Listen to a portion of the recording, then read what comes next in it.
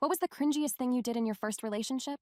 Dude gave me a necklace with a little diamond family and a heart with our two hypothetical children, who he had named James and Jasmine. I wore it for 2 days before I returned it. I was 15. My mom cried. Same guy. We were getting into a heavy makeout session in my parents' basement when I looked up and saw my mom behind him. I was not wearing pants. He ran out the back door while I awkwardly dressed myself. My mom cried. Same guy. Lost my V card to him and he had covered my parents' guest bedroom with rose petals and lit candles. Whipped cream was involved. I thought I had cleaned everything up, but missed some whipped cream on the comforter which my mom thought was dried bodily fluid. A lot of it. Guess what? She cried. Same guy. We were doing the deed in the shower at his parents' house, and his mom came home unexpectedly. Had to come downstairs and explain why I was showering at their house. She called my mom, who cried, and then had a group meeting with both sets of parents telling us that we were moving too fast and talking about safe intimacy. Same guy. His dad walks in while we were watching a movie and fooling around under a blanket. The dude very obviously keeps going while having a full-on conversation with his dad. His dad winked. Same guy. We were in my bedroom, and my parents were supposedly at the lake. Car pulls up and he jumps out of my second-story bedroom window to avoid my dad, who searched the entire house for him afterwards. He couldn't play baseball that week, and the coach, also my English teacher, was very mad at me. Same guy. We were doing the deed in the baseball field dugout late one night when a couple nonchalantly walked by, pretending they did not see us. Same guy. We were fooling around in the backseat of my car at a local park in the woods and had completely fogged up the windows when a man taps on the door and tells us to knock it off. Turns out it was my neighbor. Same guy. We broke up, and for some reason my parents felt bad for him, so they let him in with flowers and he slipped them petal by petal under my locked door for 2 hours while trying to convince me to get back together, all while my parents and his dad are sitting in the living room. Same guy. After he followed me around school for weeks, I had guys volunteer to guard me from him. He ended up leaving school over it. Same guy. I got married. We had broken up about 11 years prior at this point, and he texts me on my wedding night saying things like, "What if we had gotten married? We'd probably have James and Jasmine by now." I did not answer. I am still married 4 years later, and he still reaches out periodically.